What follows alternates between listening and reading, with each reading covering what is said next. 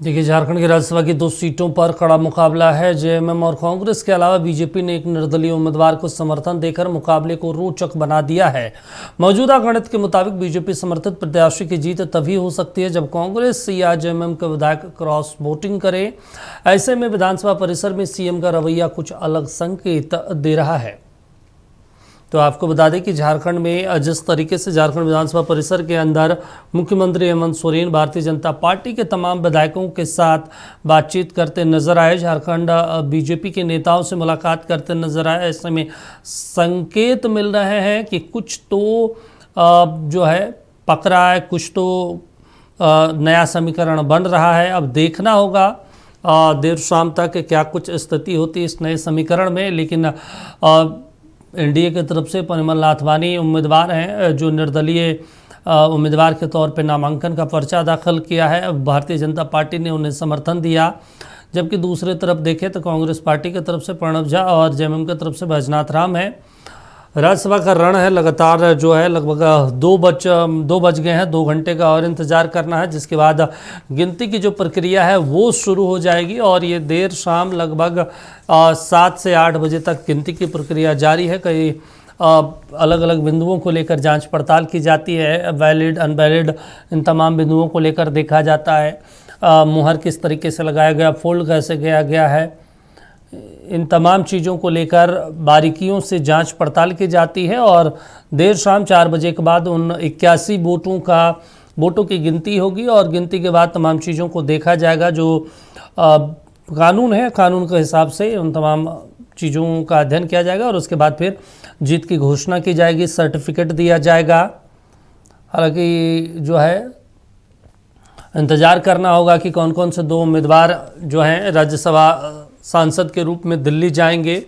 यहाँ से एक उम्मीदवार जेएमएम की तरफ से तो तय है कि बैजनाथ राम जा रहे हैं, लेकिन 2 ऐसे उम्मीदवार हैं जिनके बीच कांटे की टक्कर है, परिमल नाथवानी और प्रणब झा।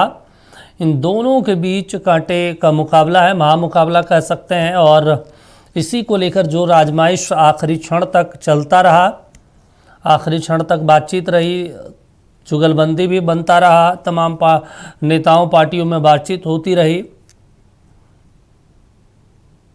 तो देखिए, राज्यसभा का रण जो है वो लगातार जारी है। लगातार हम तस्वीरें भी दिखा रहे हैं, अलग अलग तस्वीरें दिखा रहे हैं कि इन तमाम चीज़ों में क्या कुछ अलग देखने को मिला है। जेएमएम से बैजनाथ राम प्रत्याशी हैं, जबकि कांग्रेस पार्टी की तरफ से प्रणब झा उम्मीदवार हैं।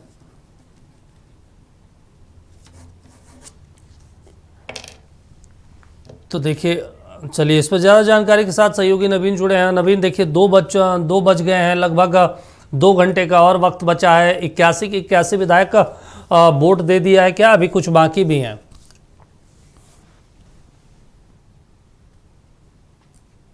81 विधायकों ने अपना वोट कास्ट किया। चूँकि आपको पता है कि पहले एनडीए के विधायकों ने वोट किया, एनडीए खेमे के जो 24 विधायक हैं पहले उन्होंने वोट कास्ट किया, 21 भारतीय जनता पार्टी के, 1 लोजपा के, 1 आजसू के और 1 जो विधायक है जेडीयू के, यानी कुल 24 जो विधायक एनडीए खेमे के थे उन्होंने सबसे पहले वोट कास्ट किया। उसके बाद फिर झारखंड मुक्ति मोर्चा के विधायकों ने वोट किया। इस बीच जयराम महतो जेएलके विधायक उन्होंने अपना वोट कास्ट पूरा किया और इसके बाद जो शेष कांग्रेस के विधायक बचे हुए थे उन लोगों ने भी अपना वोटकास्ट पूरा कर दिया। ऐसे में ये कह सकते हैं कि कुल मिला के झारखंड विधानसभा के 81 विधायकों ने अपना वोट जो है वो राज्यसभा चुनाव के लिए दे दिया है। जाहिर तौर पर 4 बजे तक का समय है। अब ऐसा नहीं है कि वोट प्रक्रिया पूरी हो जाने के बाद काउंटिंग तुरंत शुरू हो जाएगी। देखिए, 4 बजे का समय है, 4 बजे के बाद ही काउंटिंग की प्रक्रिया शुरू होगी। सबसे पहले तो चुनाव वोटिंग प्रक्रिया संपन्न हो जाने के बाद चुनाव आयोग को जो है इसकी रिपोर्ट भेजी जाएगी। उसके बाद चुनाव आयोग की तरफ से काउंटिंग को लेकर निर्देशन प्राप्त होगा यहाँ राज्य निर्वाचन आयोग को। उसके बाद फिर यहाँ से जो है काउंटिंग की प्रक्रिया शुरू होगी। लगभग 5 बजेंगे काउंटिंग काउंटिंग की प्रक्रिया शुरू होने में।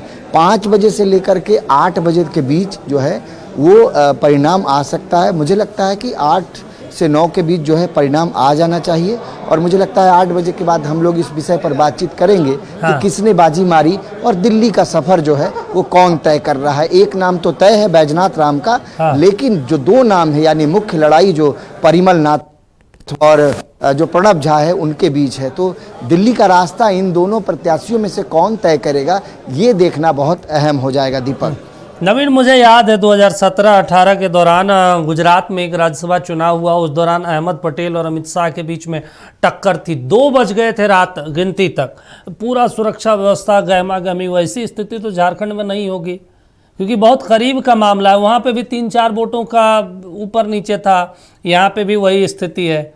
और जब भारतीय जनता पार्टी चुनावी मैदान में होती है तो फिर साम दाम दंड भेद सारे नीति राजनीति में अपनाए जाते हैं।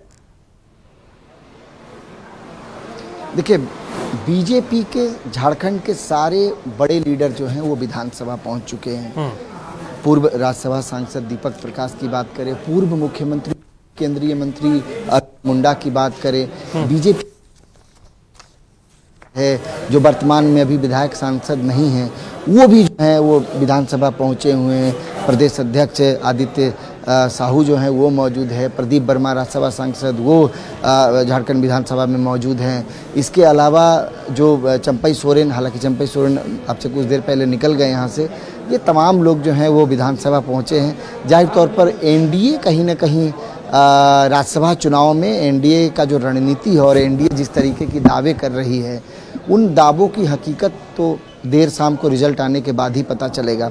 लेकिन आप ये बात सही कह रहे हैं कि फासला का अगर बात किया जाए तो कांग्रेस के लिए फासला जो है वो थोड़ा सा ज़्यादा है, क्योंकि अपने बूते महागठबंधन के लिहाज से अगर बात करेंगे तो हो सकता है कि संख्या बल उनके पक्ष में दिख रहा हो।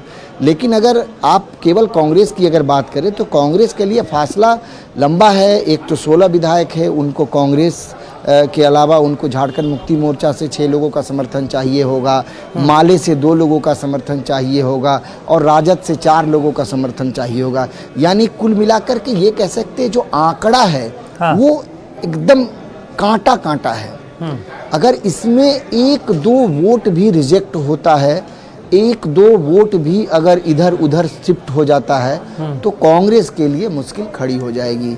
जहां तक परिमल नाथवानी की बात है, भारतीय जनता पार्टी के समर्थित प्रत्याशी की, तो उनके लिए फासला बहुत लंबा नहीं, 3 वोट उन्हें अतिरिक्त चाहिए, 3 वोट, क्योंकि 24 एनडीए खेमे का और 1 जयराम महतो का जो हाव भाव जिस तरीके से देखा गया वो माना जा रहा है कि उन्होंने परिमल नाथवानी का ही समर्थन किया है। तो यानी कुल मिलाकर उन्हें 25 उनके पक्ष में है, 3 वोट उन्हें और चाहिए दिल्ली का फासला तय करने के लिए। परिमल नाथवानी राज्यसभा से कई बार जो है सांसद यहाँ से रह चुके हैं, तो निश्चित तौर पे चूँकि ब्रॉडकास्ट पूरी हो चुकी है और मुझे लगता है कि अब गहमा गहमी यहाँ से लेकर के रात 8 बजे तक पूरे झारखंड में और खास करके झारखंड विधानसभा जो है वो हॉटस्पॉट बना रहेगा। बिल्कुल, चलिए ठीक है नवीन, नज़र बना रखे। तमाम जानकारी देने के लिए, बातचीत करने के लिए शुक्रिया आपका। तो देखिए राज्यसभा का जो रण है जारी है, लगातार हम नज़र बनाए हुए, देखना होगा देर शाम तक तस्वीर साफ हो जाएगी।